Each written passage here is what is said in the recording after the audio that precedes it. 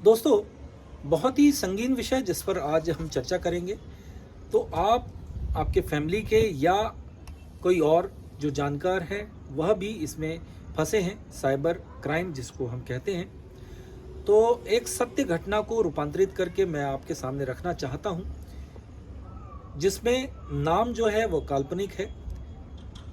एक मनोज ठाकुर, नए sub inspector जो कि सोशल मीडिया पर एक्टिव थे, जो कि फेसबुक और इंस्टा चलाते थे। तो फेसबुक से एक लड़की का बार बार रिक्वेस्ट किया जाना कि सर फ्रेंड लिस्ट में शामिल कर लें।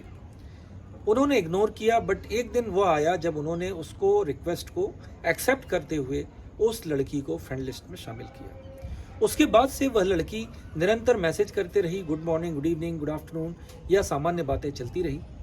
एक दिन वह लड़की सर से व्हाट्सएप नंबर मांगती है। जो फ्रॉड करने वाली है उसका नाम है किरण, यह एक काल्पनिक नाम है।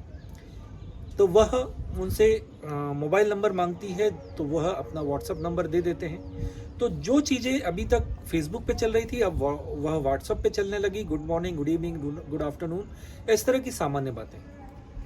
एकाएक 2 महीने बाद उसने एक मैसेज किया और बोला कि सर मेरी मदर की तबीयत बहुत ख़राब है, और एक फ़ोटो भी भेजा हॉस्पिटल का, जिसमें ऐसा प्रदर्शित हो रहा था कि वो लड़की खड़ी है, उसकी मदर बेड पर लेटी है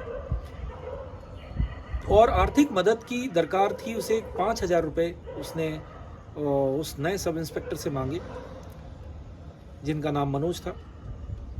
उन्होंने वह पैसा अपने हवलदार के हाथों से उक्त अकाउंट में डलवा दिया, जो कि लड़की ने दिया था। अब पैसा डलवाने के बाद जब हम किसी की आर्थिक मदद या कोई भी मदद करते हैं तो वो व्यक्ति प्लीज़ होता है।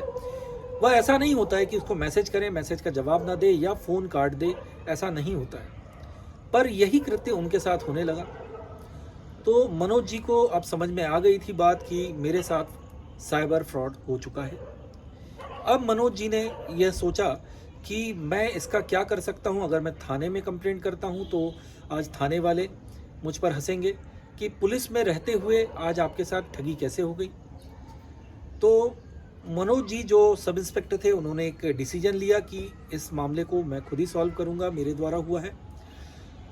वह अब बैंक पहुंचते हैं, बैंक से उस लड़की की सीडीआर निकलवाते हैं। पिछले 2 साल की सीडीआर का रिकॉर्ड जब आप देखते हैं तो आपकी आंखें चौंधिया जाएगी। उसमें लगभग 2 से 2.5 करोड़ रुपए के ट्रांजैक्शन थे, जो इसी तरह उस लड़की ने कमाए थे। अब मनोज जी ने पूरी जानकारी जो बैंक से हासिल की, पता कराया कि किस जगह का अकाउंट है। पता चलता है टेहरी उत्तराखंड का अकाउंट है। अब उत्तराखंड का अकाउंट जैसे ही पता चल जाता है तो उस बैंक मैनेजर से संपर्क कर सारी जानकारी ली जाती है। उक्त थाने में, टेहरी थाने में पूरी डिटेल ली जाती है। डिटेल के बाद यह पता चल जाता है कि इसके पिता का नाम क्या है, माता का नाम क्या है, या इसके परिवार के अन्य लोग क्या करते हैं। अब मनोज किसी और फ़ोन से उस नंबर को डायल करते हैं और वो लग जाता है। और मनोज ये कहते हैं कि मैं सब इंस्पेक्टर मनोज कह रहा हूँ, जिससे आपने इतना इतना पैसा इस तारीख को लिया है। अगर आपने फ़ोन काटा तो मैं आपके खिलाफ एफआईआर करूँगा। तो अब लड़की के कान खड़े हो जाते हैं और मनोज कहते हैं कि मेरा जो पैसा 5,000 आपने लिया है वो वापस मेरे अकाउंट में, कल 11 से 11:05 नहीं होना चाहिए, मेरे अकाउंट में वापस डालिए। तो पहला मौका हुआ होगा कि वह पैसा वापस आया, नहीं तो अभी तक सारे लोगों को उसने लूटा ही था।